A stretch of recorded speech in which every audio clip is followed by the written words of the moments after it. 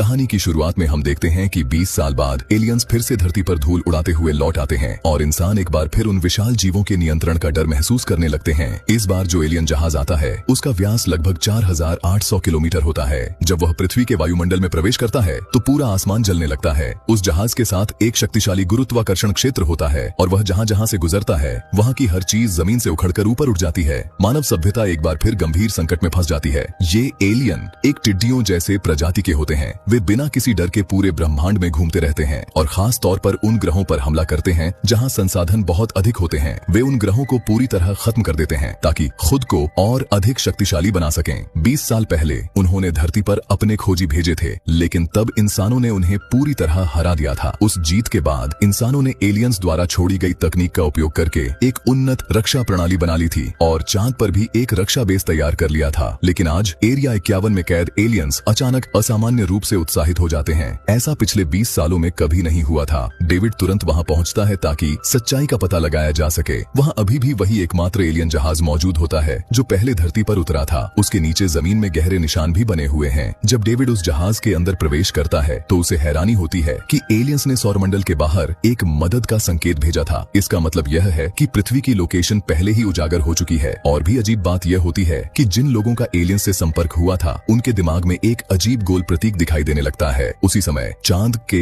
Base के ऊपर अचानक एक विशाल भंवर प्रकट होता है। अगले ही पल उस भंवर के केंद्र से एक गोल आकार का यान धीरे धीरे बाहर आता है। वह पूरा यान बिल्कुल उसी प्रतीक जैसा दिखता है जो लोगों के दिमाग में दिखाई दे रहा था। इसी बीच पृथ्वी पर यह खबर पहुंचती है। दुनिया के नेता इसे एलियन हमला समझ लेते हैं और पहले ही हमला करने का निर्णय ले लेते हैं। उस गोल यान को सफलतापूर्वक मार गिराया जाता है और वह चांद के पीछे एक उल्कापिंड के गड्ढे में गिरकर नष्ट हो जाता है। जांच करने पर उसमें किसी भी जीवन के निशान नहीं मिलते। डेविड को लगता है कि यह गोलयान और 20 साल पहले वाले एलियंस एक जैसे नहीं हैं, इसलिए वह एक जांच दल के साथ दुर्घटना स्थल पर जाता है। वहां उन्हें एक अजीब सफेद गोला मिलता है। डेविड उसे एरिया 51 वापस ले जाने का फैसला करता है, लेकिन तभी अचानक एक विशाल एलियन जहाज धीरे धीरे दिखाई देने लगता है। इस जहाज का आकार पहले से कई गुना बड़ा होता है और इसका व्यास लगभग 4800 किलोमीटर होता है। उसकी शक्तिशाली गुरुत्वाकर्षण ताकत चांद को अपनी ओर खींचने लगती है। चांद की सतह से धूल उड़ने लगती है और उल्कापिंड आसमान की ओर उठने लगते हैं। स्थिति बेहद खतरनाक हो जाती है। ऐसे में डेविड और उसकी टीम तुरंत अपना यान चालू करते हैं, उस सफेद गोले को पकड़ते हैं और वहां से भाग निकलते हैं। चांद के बेस से तुरंत लेजर तोपों के जरिए जवाबी हमला किया जाता है, लेकिन एलियन जहाज पर इसका कोई असर नहीं होता।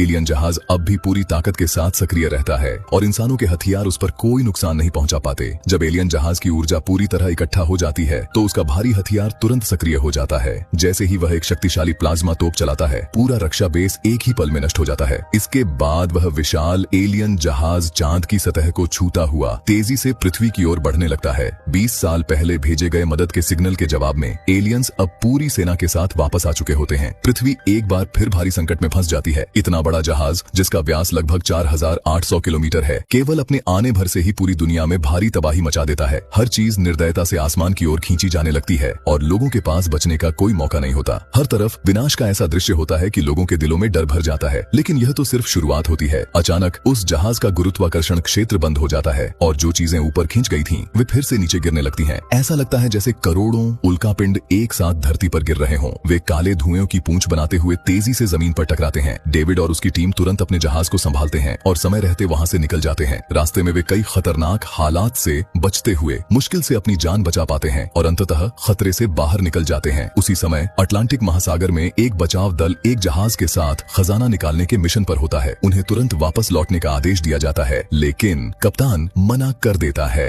क्योंकि वे करोड़ों डॉलर के सोने को निकाल रहे होते हैं। तभी एक क्रू मेंबर कप्तान को डेक पर बुलाता है। जो दृश्य वे देखते हैं वह उन्हें पूरी तरह निराश कर देता है। आसमान में आग का एक विशाल समुद्र बहुत तेजी से उनकी ओर बढ़ रहा होता है। वह सब कुछ निगलता हुआ आगे बढ़ता है। विशाल मशीन जैसी भुजाएं किसी राक्षस की तरह हर चीज को नष्ट करती जा रही होती हैं। जब वह समुद्र के अंदर गहराई में जाता है तो तुरंत एक भयानक सुनामी पैदा हो जाती है। इस आपदा के सामने इंसान बेहद छोटे और कमजोर नजर आते हैं। आखिरकार एलियन जहाज पृथ्वी की सतह से चिपक जाता है और उसका फैलाव पूरे अटलांटिक महासागर को ढक लेता है। वहीं पूर्वी तट पर एक भयंकर तबाही मच जाती है। पूर्व राष्ट्रपति तुरंत एरिया 51 पहुंचते हैं और खुद को एक प्रयोगशाला में बंद कर लेते हैं। वे एलियंस के साथ आमने सामने बात करना चाहते हैं ताकि कोई महत्वपूर्ण जानकारी हासिल कर सकें। दरअसल 20 साल पहले जब एलियंस को हराया गया था तब किसी को यह नहीं पता था कि उन्होंने अपनी मातृ ग्रह को एक मदद का संदेश भेज दिया था। अब उनकी रानी खुद पूरी सेना के साथ पृथ्वी पर आ चुकी है। इसी वजह से एरिया 51 में कैद सभी एलियंस बहुत ज्यादा उत्साहित हो जाते हैं, लेकिन जैसे ही वे एक महिला के हाथ में बने गोल निशान को देखते हैं, वे अचानक बेहद डर जाते हैं। ऐसा लगता है कि वे उस चिन्ह से बहुत ज्यादा भयभीत हैं। एक प्रोफेसर को शक होता है कि यह चिन्ह एलियंस को खत्म करने वाला कोई हथियार हो सकता है। तभी स्थिति और बिगड़ जाती है, क्योंकि पूर्व राष्ट्रपति की जान खतरे में पड़ जाती है। सभी लोग तुरंत हथियार उठाकर एलियंस पर हमला कर देते हैं, लेकिन उन्हें कड़ा जवाब मिलता है। इसी बीच एक बहादुर व्यक्ति एक 40 मीटर लंबी तलवार निकालता है और पूरी ताकत से एलियन की पीठ में घोंप देता है, जिससे वह एलियन मारा जाता है। उधर सैन्य नियंत्रण कक्ष में रडार पर एलियन जहाज दिखाई देता है। स्क्रीन पर असंख्य लाल बिंदु नजर आते हैं और बीच में एक बहुत बड़ा लाल हिस्सा दिखता है। वह एलियन रानी होती है। इससे अंदाजा लगाया जा सकता है कि रानी का आकार कितना विशाल होगा। इसी समय मानव टोही विमान से खबर मिलती है कि एलियन जहाज समुद्र के अंदर एक विशाल प्लाज्मा ड्रिल का इस्तेमाल कर रहा है। उस ड्रिल का व्यास लगभग 1.6 किलोमीटर होता है, जो 20 साल पहले अफ्रीका में इस्तेमाल किए गए ड्रिल से 20 गुना बड़ा है। तभी डेविड को अचानक समझ आता है कि उनका असली लक्ष्य पृथ्वी का केंद्र है। अगर पृथ्वी का कोर नष्ट हो गया तो पृथ्वी का चुंबकीय क्षेत्र खत्म हो जाएगा, और जब वायुमंडल पूरी तरह उड़ जाएगा, पृथ्वी पर मौजूद सभी जीवन भी इसके साथ नष्ट हो जाएंगे। पिछले युद्ध के अनुभव के अनुसार अगर मुख्य जहाज को नष्ट कर दिया जाए तो बाकी एलियंस भी रुक जाते हैं। इसका मतलब है कि अगर रानी को खत्म कर दिया जाए तो सभी एलियंस का अंत हो जाएगा। इसीलिए वे एक बमबारी टीम बनाने का फैसला करते हैं, जो परमाणु बम लेकर एलियन जहाज के अंदर घुसकर रानी को खत्म कर सके। सेना तुरंत अपनी योजना पर काम शुरू कर देती है। सैकड़ों लड़ाकू विमान एक साथ उड़ान भरते हैं, लेकिन जैसे ही वे एलियन जहाज के ऊपर पहुंचते हैं, उन पर रक्षा प्रणाली हमला कर देती है। कई विमान तुरंत गिर जाते हैं। टीम फिर से अपनी फॉर्मेशन ठीक करती है और तेजी से नीचे की ओर हमला करती है। उनका लक्ष्य होता है कि बमबारी टीम को सुरक्षित तरीके से एलियन जहाज के अंदर भेजा जाए, लेकिन तभी अनगिनत एलियन जहाज अचानक उन पर हमला कर देते हैं। भयंकर लड़ाई के बाद बमबारी टीम किसी तरह जहाज के किनारे बने एक छेद का इस्तेमाल करके अंदर घुसने में सफल हो जाती है, लेकिन उन्हें यह नहीं पता होता कि यह एलियंस द्वारा बिछाया गया जाल है। जैसे ही टीम का सदस्य छोटा काला लक्ष्य लॉक करके परमाणु बम चलाने वाला होता है, नीचे का प्लेटफॉर्म अचानक एक गोल आकार की शॉकवेव छोड़ता है। सभी लड़ाकू विमान तुरंत नियंत्रण खो देते हैं और एलियंस अपनी उन्नत तकनीक से परमाणु बम को भी फ्रीज कर देते हैं। अब जब सब कुछ खत्म होने वाला होता है, छोटा काला मजबूरी में मैन्युअल तरीके से बम को एक्टिव करता है, लेकिन उन्होंने एलियंस की ताकत को कम आंका होता है। जैसे ही बम फटता है, उसे एक अजीब ऊर्जा ढाल घेर लेती है। कुछ समय बाद जैक अचानक बेहोशी से उठता है और देखता है कि कई एलियंस उनके साथियों का पीछा कर रहे हैं। वह तुरंत अपनी बेल्ट खोलता है, लेकिन नीचे गिरते ही उस पर हमला हो जाता है। वह और उसका साथी तुरंत पानी के अंदर छिप जाते हैं और कई मिनट तक सांस रोककर एलियंस से बचते हैं। उन्हें यह देखकर हैरानी होती है कि इतने विशाल एलियन जहाज के अंदर एक पूरी तरह संतुलित पारिस्थितिकी तंत्र मौजूद है। बमबारी टीम के अब केवल कुछ ही सदस्य जिंदा बचे होते हैं। वे जहाज के केंद्र की ओर बढ़ते हैं और वहां से कुछ एलियन जहाज चुराकर भागने का प्लान बनाते हैं। जैक अपने साथियों को मौका देने के लिए खुद को खतरे में डालता है और एलियंस का ध्यान अपनी ओर खींच लेता है। एलियंस उसे अजीब नजरों से देखते हैं। इसी दौरान बाकी टीम चुपके से एलियन जहाज में घुस जाती है। जैक मजाक करते हुए वहां अपनी मौजूदगी का निशान भी छोड़ देता है। नुकसान कम, लेकिन अपमान ज्यादा। लेकिन अब वह खतरे में घिर जाता है। तभी बेबी तुरंत जहाज स्टार्ट करती है और एलियंस के झुंड को टक्कर मारकर उड़ाती है, लेकिन एक एलियन बच जाता है। जैक उस पर हमला करता है, लेकिन उल्टा खुद ही चोट खा बैठता है। तभी छोटा काला तुरंत गोली चलाता है और आखिरकार उस एलियन को मार गिराता है। इसके बाद बमबारी टीम एलियन जहाज को उड़ाकर सफलतापूर्वक मुख्य जहाज से भाग निकलती है। उधर प्रोफेसर चांद से लाए गए उस रहस्यमय वस्तु को काटता है। एक आदमी उत्सुकता में उसे छूता है, लेकिन उसके हाथ अंदर खींच जाते हैं। वह डर जाता है। अचानक वह गोल वस्तु सक्रिय हो जाती है और बोलने लगती है। असल में वह एक उच्च स्तरीय सभ्यता का जीव होता है। हजारों साल पहले उन्होंने अपने शरीर को छोड़ दिया था और अब वे डिजिटल रूप में जीते हैं। उनके पास इंसानों से हजारों साल आगे की तकनीक होती है, इसलिए वे आसानी से मानव भाषा समझ सकते हैं। वह सफेद गोला बताता है कि उसकी प्रजाति हजारों सालों से हार्वेस्टर्स नाम के दुश्मनों से लड़ रही है। ये हार्वेस्टर्स ग्रहों के कोर को निकालकर अपने जहाज को ऊर्जा देते हैं और साथ ही अपनी तकनीक भी विकसित करते रहते हैं। इसीलिए एलियन जहाज के अंदर एक पूरा पारिस्थितिकी तंत्र मौजूद है। ब्रह्मांड में हजारों दुनियाएं इन हार्वेस्टर्स द्वारा नष्ट की जा चुकी हैं और यही कारण है कि एलियंस उस गोल प्रतीक को देखकर डर जाते हैं, क्योंकि वह उसी सभ्यता का निशान है। सफेद गोला कहता है कि वह इंसानों के साथ मिलकर दुश्मनों को खत्म करना चाहता है, लेकिन फिलहाल उसका शक्तिशाली हथियार सक्रिय होने की प्रक्रिया में है और इंसानों के पास ज्यादा समय नहीं है, क्योंकि जैसे ही यह सिस्टम पूरी तरह चालू हो जाएगा, हार्वेस्टर्स की रानी उसकी लोकेशन पता लगा लेगी और सच में एलियंस को अब उस सफेद गोले की मौजूदगी का एहसास हो चुका है। एलियन जहाज के कंट्रोल रूम में जैसे ही वे सिस्टम को ऑपरेट करते हैं, अचानक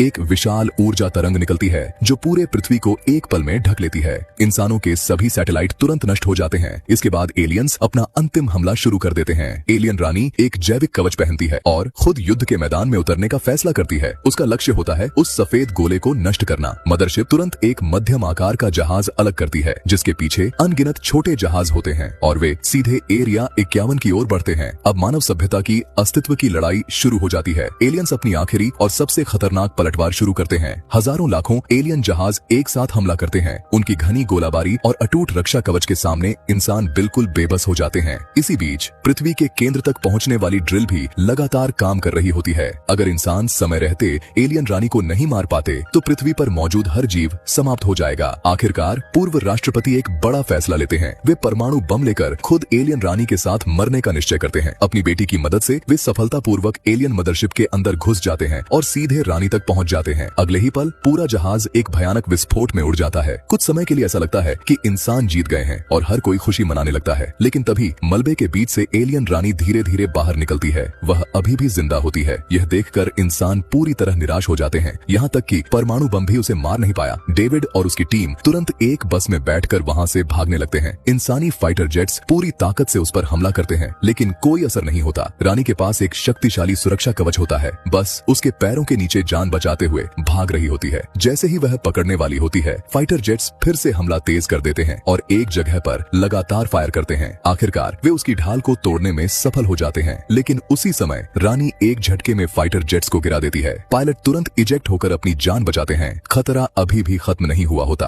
रानी सीधे उनकी ओर बढ़ती है और ऐसा लगता है कि अब सब खत्म होने वाला है। तभी बमबारी टीम समय पर वापस पहुंच जाती है। जैक और छोटा काला मिलकर उसकी हथियार प्रणाली को निशाना बनाकर उसे नष्ट कर देते हैं, लेकिन रानी एक सिग्नल भेजती है और सभी एलियन जहाज तुरंत उसके नियंत्रण में आ जाते हैं। वे मिलकर एक मजबूत रक्षा कवच बना लेते हैं और एरिया 51 की ओर बढ़ने लगते हैं। इंसान उन्हें रोकने में पूरी तरह असफल हो जाते हैं। आखिरी मौके पर बमबारी टीम अपने जहाज का इंजन फुल पावर पर चालू करती है। उनका जहाज एक विशाल रूप में बदल जाता है। यह एक खास मोड़ होता है जो आमतौर पर अंतरिक्ष में इस्तेमाल किया जाता है। वे किसी तरह एलियन जहाजों की लाइन तोड़ देते हैं। इसी बीच एलियन रानी भी अपने लक्ष्य तक पहुंच जाती है। वह एक ही वार में जमीन को तोड़ देती है और सफेद गोले को अपने कब्जे में ले लेती है। स्थिति बेहद गंभीर हो जाती है, लेकिन तभी बमबारी टीम पूरी ताकत से हमला करती है। वे एलियन जहाजों को नष्ट करते हुए रानी की पीठ पर मौजूद उसके कमजोर बिंदु को निशाना बनाते हैं। वे लगातार फायर करते रहते हैं जब तक कि उनके सारे हथियार खत्म नहीं हो जाते। अब रानी की ढाल खत्म हो चुकी होती है और वह अपने असली रूप में आ जाती है। अगले ही पल वह जोर से गिरती है ठीक उस बस के सामने। उसकी मौत के साथ ही सभी एलियन जहाज अपनी ताकत खो देते हैं। अटलांटिक महासागर के ऊपर चल रही ड्रिल भी बंद हो जाती है। इंसान आखिरकार जीत जाते हैं। एलियन मदरशिप मजबूरी में पृथ्वी छोड़कर भाग जाती है, लेकिन कहानी यहीं खत्म नहीं होती। सफेद गोला बताता है कि वह अपनी सारी उन्नत तकनीक इंसानों को देने वाला है और बहुत जल्द इंसान भी अंतरिक्ष यात्रा करने में सक्षम हो जाएंगे। भविष्य में इंसान खुद एलियन हार्वेस्टर्स के खिलाफ युद्ध छेड़ेंगे और उन्हें हमेशा के लिए खत्म कर देंगे। इसी के साथ यह कहानी खत्म हो जाती है। ऐसे ही मजेदार मूवी एक्सप्लेनेशन वीडियो देखने के लिए चैनल को सब्सक्राइब जरूर कर